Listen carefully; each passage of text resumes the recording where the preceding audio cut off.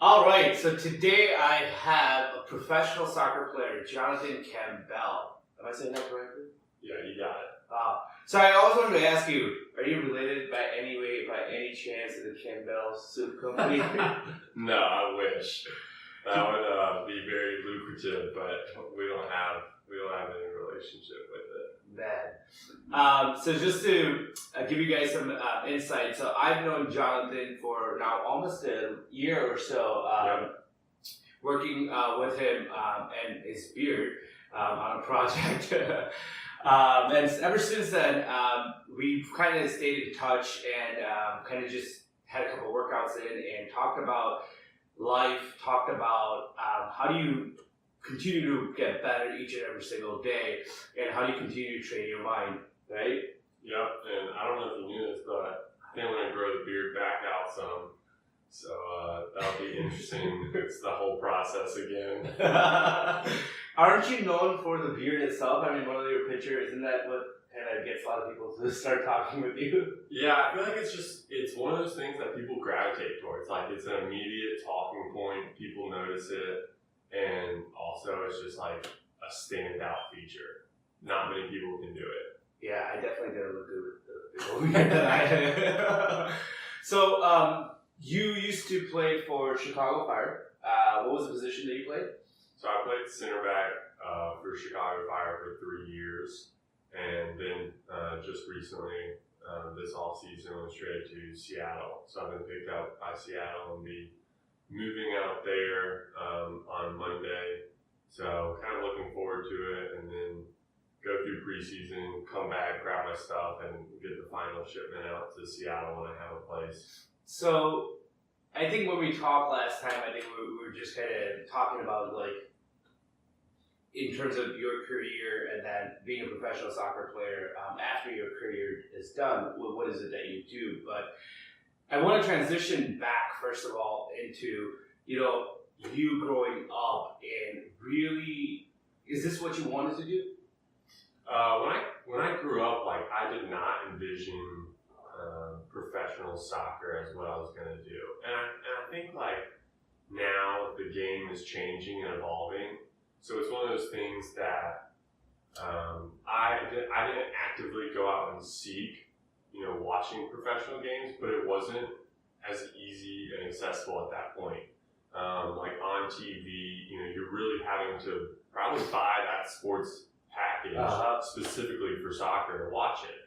It doesn't come on like NFL or NBA. So I grew up watching basketball more, but my brother and some of my best friends were in soccer, so I was just playing it, having a good time.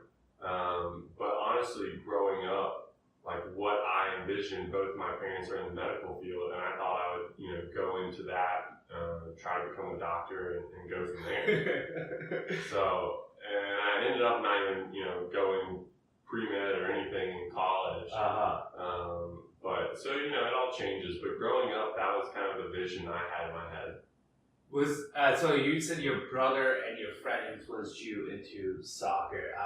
Did you find it when you kind of realized that, hey, I'm actually real good at this and I could have a potential at, like, making it professional? Did you ever thought at any given point in your life that, hey, I could actually be playing for Chicago Fire or any of those professional teams? Yeah, so where it kind of hit me, backing up a little bit, it was actually, there was a new development called Academy Soccer, and it was kind of that club soccer, the next level, and it was a lot of travel, and at the time, very new. So it was through high school, and my sophomore year, the previous year, the team didn't look that good. It was, busing down to Florida, getting smacked by teams, and it was like, this doesn't look that enjoyable to me. And so I decided, I was like, well, I'm not going to play soccer this year. And like, I thought that was me moving away from soccer, just going to play basketball, maybe do high school soccer, which wasn't, too intense at the time. But I had a coach, come back to me and was like, hey, I think, one, the team's going to be very good, and I think, you could be very good at it. So I went back out, played academy that year. We actually did very well that year for academy, but then that led to my junior year where like I saw a lot of growth. I developed athletically mainly at first, and then that produced, different scouting with colleges where I started getting recruits from that. So I had considered, college soccer at that point. Okay. So then junior year was when I first started getting, offers, scholarships, and also the junior year I started, I got like a couple of U18 national team camps. So that was where it started churning where it's like, okay, this could actually be, a future. But even at that point, it was still, I'll just go play college soccer. Never thought like professionally. So now you look where you are, and when you think about how far you've come in this journey, and especially I want to know the feelings when you actually found out that you were going to go play for Chicago Fire or any team. Is that your first team that you played for? Yeah, the Fire were the first team that drafted me out of college. How was that feeling? Like, I think, for me, it's such a cool feeling to do a passion like that professionally and make it a job. Like I was saying, I didn't have that vision. Like a lot of kids grow up actually having that vision. I didn't have that. And it's not necessarily wrong, but it was something that, through college, you're trying to be the best at what you're doing. And I was trying to, do academically, excel in that route, but also do the best that I could in soccer. And it's very taxing. So I think the thing that I was honestly most excited about is that now I was putting soccer as my number one priority. And that was like the biggest change for me, is that like I was so excited that I didn't have to, decide between academics or soccer and kind of going back and forth at times. And so that led me just to like have soccer as the number one priority and then doing things, after that. Okay, so I'm sure that you probably know that, and you probably have a conversation with yourself about this as well, that during that phase, did you ever, or a thought ever occurred in your mind which was like, shit, what if I don't get drafted? What do I do at this point? Yeah, I mean, it is like there's so much nerves, and the draft day is awesome because it's a culmination of everything that you put into soccer, growing up, all those practice hours you put in, but then also, through college. But you've seen in the past, like, players fall through. You've heard of the stories, and there's also players that, were highly rated in college soccer. Maybe they even get drafted, or they don't. But maybe they get drafted and they go, and it's actually like you're on a trial at that point. You don't have a contract yet. Okay.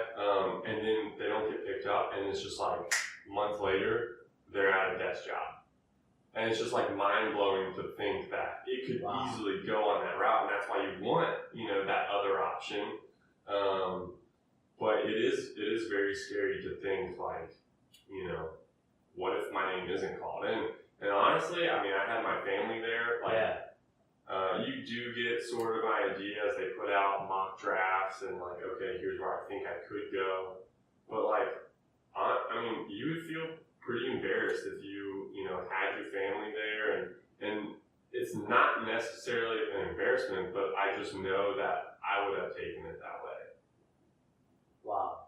I mean, you're definitely right, because you put in so much time, effort into getting this far, right? And then now if your name isn't called and you kind of hyped up everyone around you and aren't able to, I guess, I don't want to say show up, but aren't able to pass through it, it is kind of, I think it's a letdown for your own self and for everyone around you.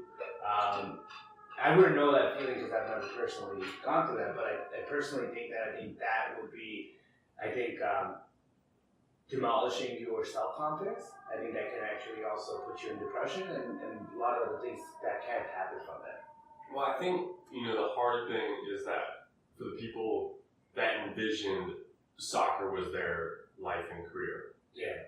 And that happens to them, that's where I really could see, the depression or problems kind of set in. Now, the other side of it is, it's like truly incredible stories, but there's undrafted rookies that go on and, do great in soccer, in NFL, in other leagues. So that's the other side of it, is that there's some people that, MLS is the league that, the super draft happens, and that's what you're shooting for out of college. But then there is also USL, which is, the league below it. And so some people who don't get drafted will go play in the USL and work their way up.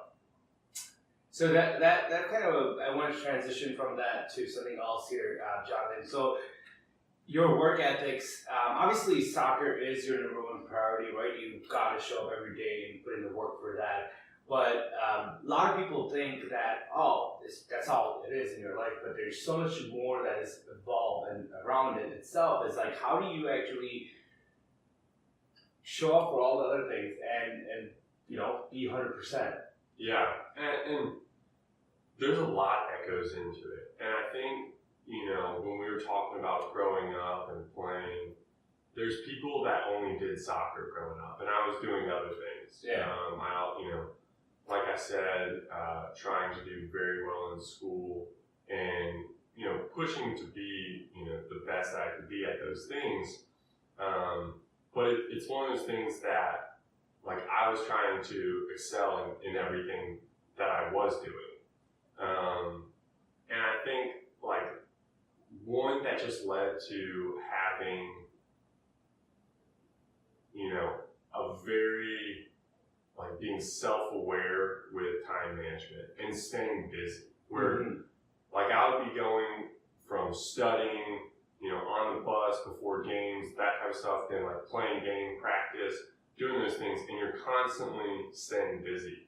Where other people, might feel okay with having 3 hours to just sit there and not really do that much and only focusing on soccer when it came up. So that led me to just, like, having that, drive to constantly stay busy, task oriented.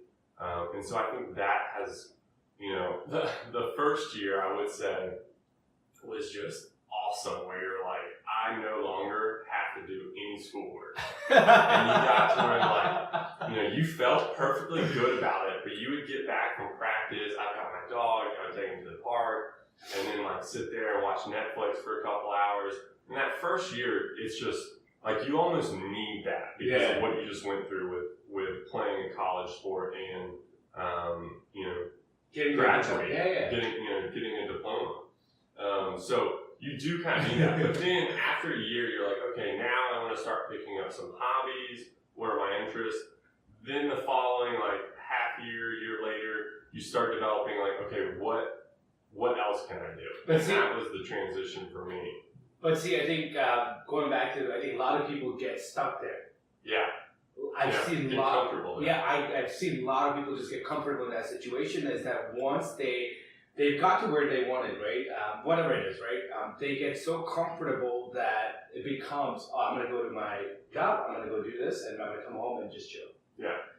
And I think you're a great example that you continue to do multiple things, because I know you were thinking about doing a business and all the other stuff. So, like, I've always find that really fascinating when humans are not just in their comfort zone, but are also trying to achieve different things as you're planning on doing as well.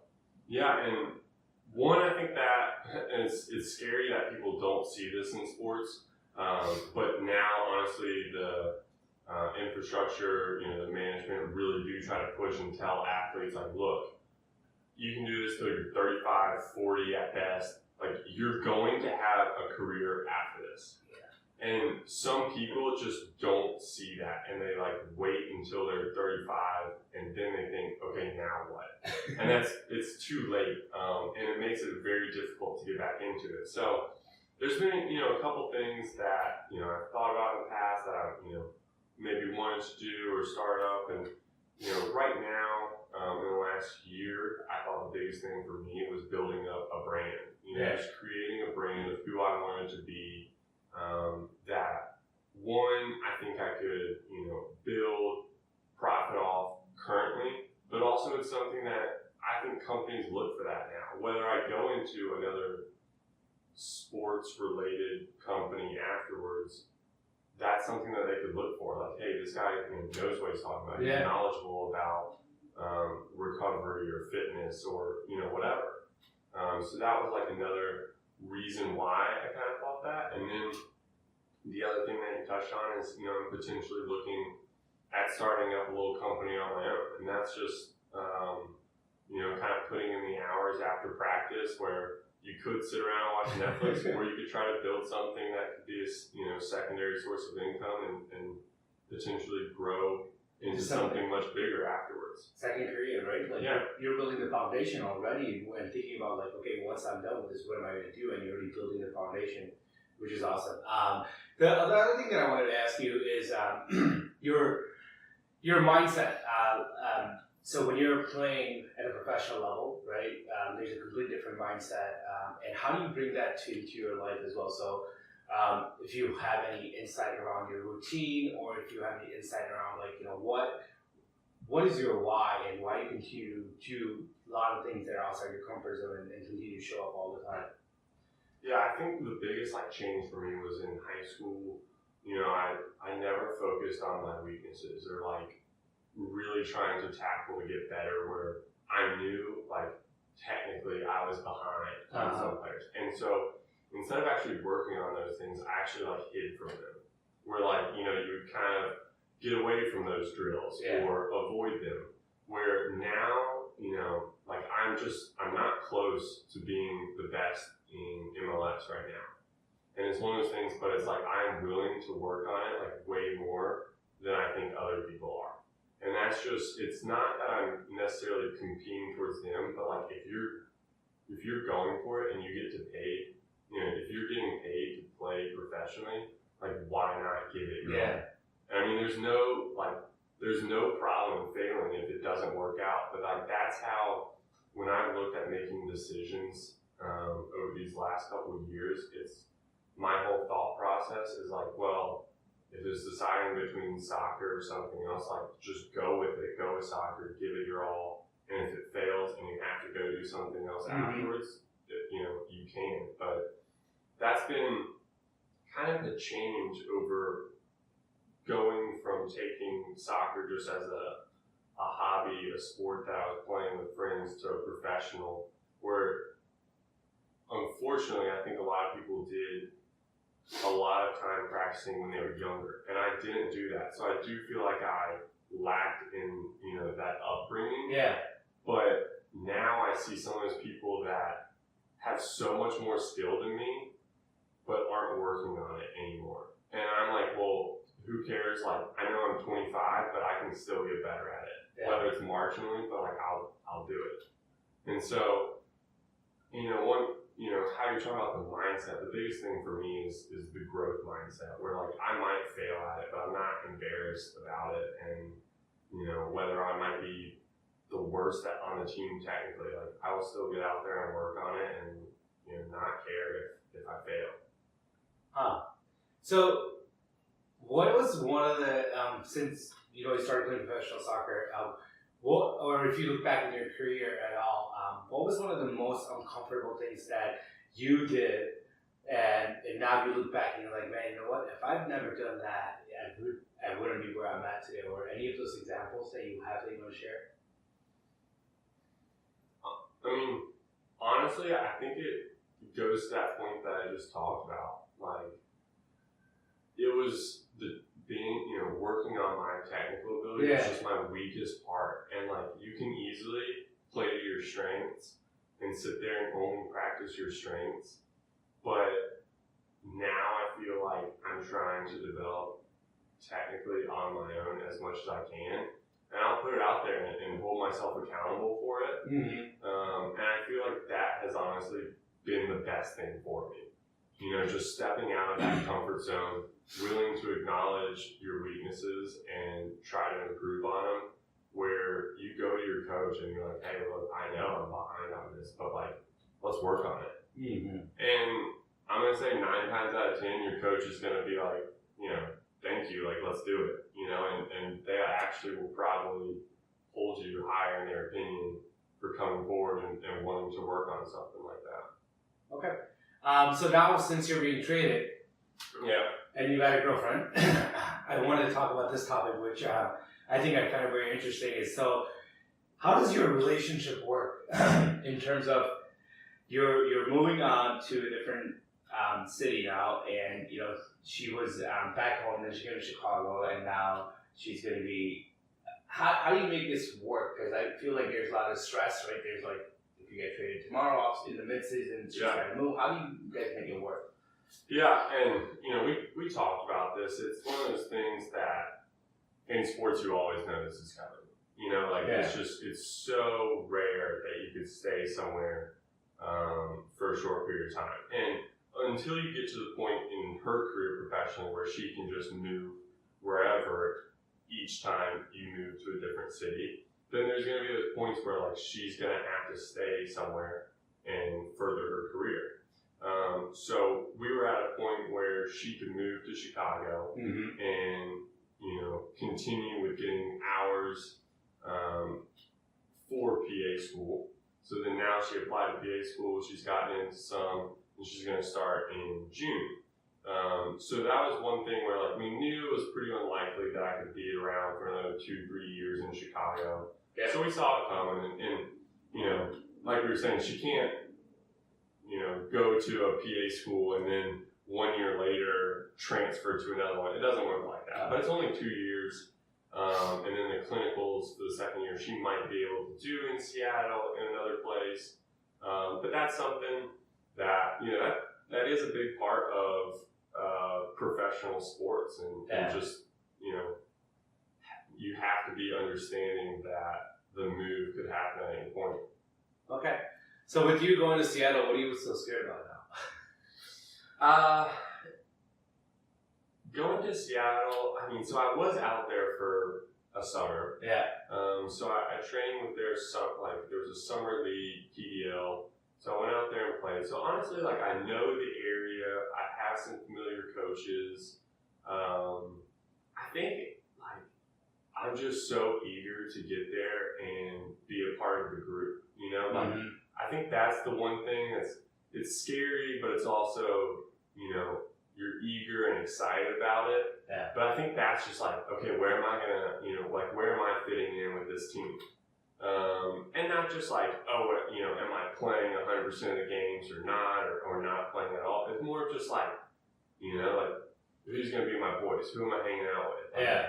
You know, what are we going to do? Like, do they do stuff, you know, off the field and, you know, what type of stuff? And I think that's just kind of the scariest thing because you see how important the locker room is, and like that can make it or break it for teams. So you just like, I'm so excited to see like how they interact and their dynamics.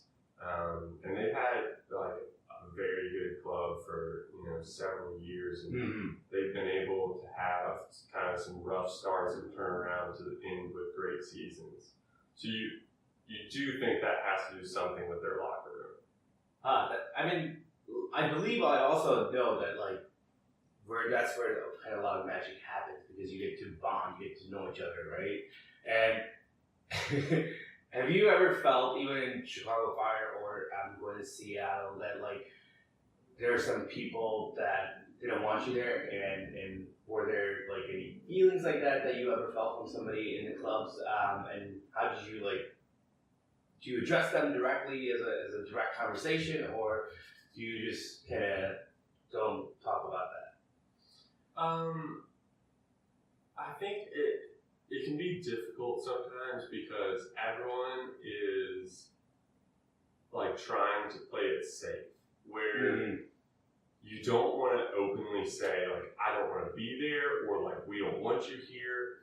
So the whole time you're kind of playing the game where it's like, you know, yes, I want to be here. Like, yes, we want you here. It's like, well, you know, but then they wait on re-signing players, or they don't re-sign players, or they do it immediately. And then you hear, you know, oh, this guy got re-signed immediately, but they haven't said that to me. So it's kind of like, you know, a little bit weird where people people don't really say how they feel at times.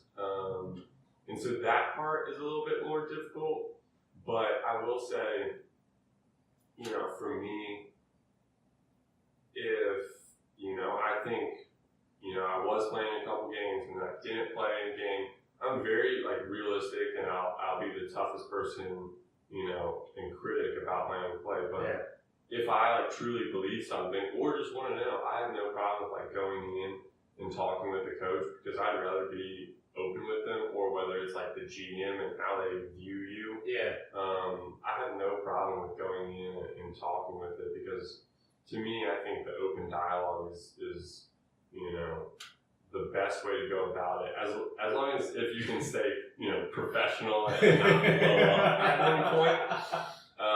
But I do think they will view you as a better professional, right? Not just some 22-year-old who's blowing up or something. It's maybe you're 25, but they think, wow, that guy handles himself like a true veteran. So that's how I kind of see it, is if you do have any problem, just going up and actually talking with them about it.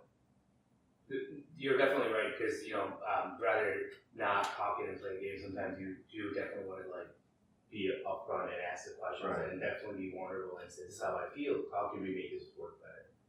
So, leading into the next question, sir, is who are your role models? Is on field and off field, right? Who do you actually learn a lot from? Because you have to learn from somewhere.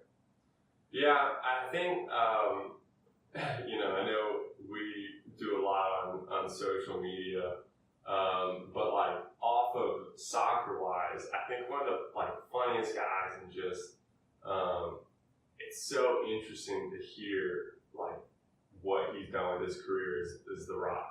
Oh yeah. He is incredible, because everything he says just seems so genuine.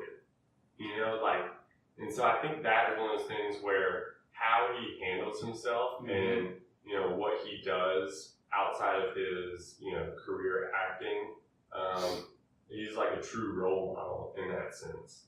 But then soccer wise, honestly, I've looked to just some of the U.S. soccer veterans. Now, going back, what I was saying before, I didn't grow up watching that much soccer, so it's not like I have these guys that I have been watching since I was 5 years old. So in MLS, I look at some of these U.S. veterans with how they handle themselves, how they lead a team, because currently in MLS, they'll use designated player spots to sign big players, and that's typically players abroad. And the thing is, sometimes maybe they don't even speak English. So just because they're the biggest player, that doesn't mean they're going to be your leader. So those veteran guys in the U.S., they have a huge role, and to see how those guys will handle themselves with interacting with the coaches, but also mainly the players. That has been a huge benefit for me, is that I think when we get in rookies, you make that effort to bring them up into the group and really try to make them a part. So on the field, those are mainly the guys that I've looked to. Right now at the Fire, we have Dax McCarty, and so he's a big leader for us, and so to see how he interacts and handles situations with the young players, or even those older guys, like I was saying, the GPs, because they're used to a quality that is not the same in MLS. They have been at the highest standard, so how they interact when they're making 100 times your salary, that's a big discrepancy. And I think it can be difficult for them to see that. So sometimes those veterans will bridge that gap, and really and teach them and make them more understanding. But then, I think off the field, I've just looked at how I've liked celebrities, professional players, how they have interacted with their community, and that was kind of the biggest thing that I picked up, was just what do I want to be known for? Yeah. And how have these guys gone about it? You know, like what have they done to interact with the community and be loved by their fans and have a true interaction and connection with them. And that was something that I really tried to do in Chicago, where like it's, you know, mutually beneficial. Like I get joy out of it, and they also enjoy it, to actually have a connection with the player. Yeah, and you also volunteer somewhere, right? Well, I work with a pet shelter. So like, you know, I always try to find, everyone has like something they can contribute, whether it's time, money. And so like where I saw my biggest benefit was a platform. Mm-hmm. Because one, I was trying to build my brand, but then two, you can piggyback off the team and you're a professional athlete. So that was where I worked with a couple of pet shelters, with the Live Rescue and Anti-Cruelty Society in Chicago. And then also working just kind of as an ambassador for keeping, you know, youth active. Because like I said, there was that coach that reached back out to me. Yeah. And was like, hey, I think you got a career in this. Other than that, I probably wouldn't have done it, you know? And so it was like, wow, like, because someone, where it's like sometimes you have your parents and your teachers and you hear them more often, just someone different, like it can click. So that was where I saw, oh, I can go, you know, help speak to with local kids at, you know, Chicago public schools and maybe make an impact.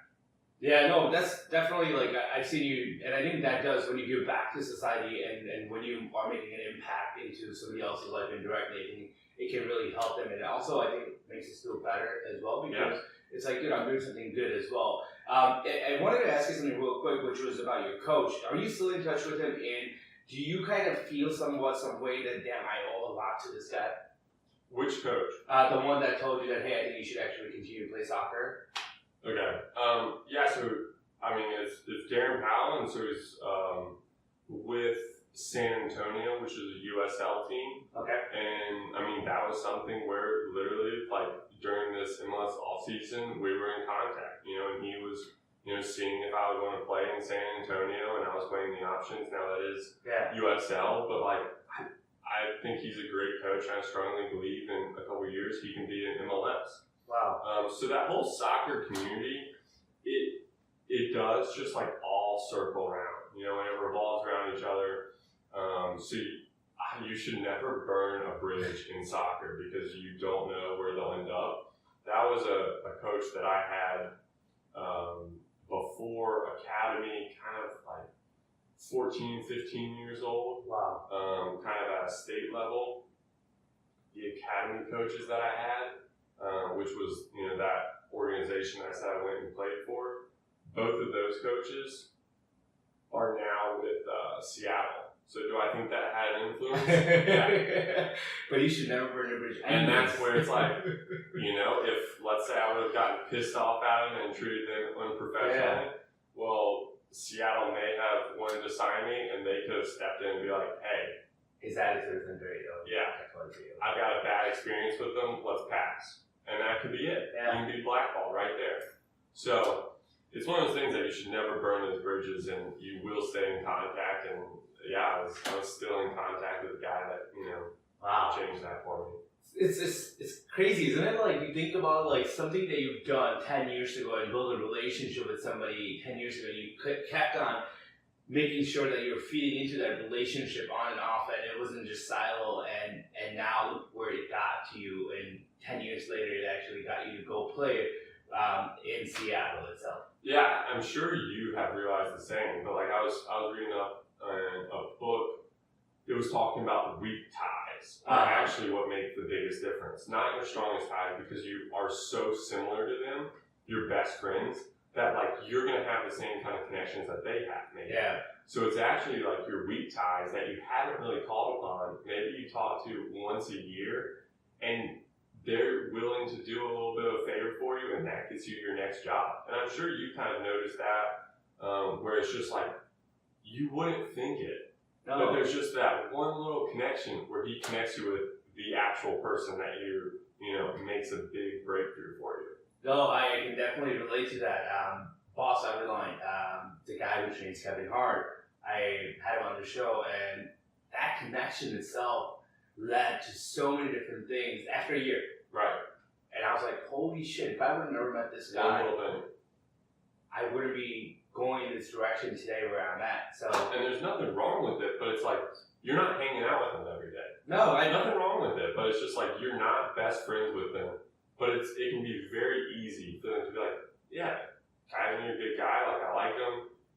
I see no problem in connecting you with so-and-so. No, for sure. So one last thing, what I'd love for you to do is, if anybody out there is pursuing soccer, is pursuing anything in life, like, what's one thing that you probably want to leave them, right? What's your kind of model that you live by, Jonathan, that would help people kind of push through in life?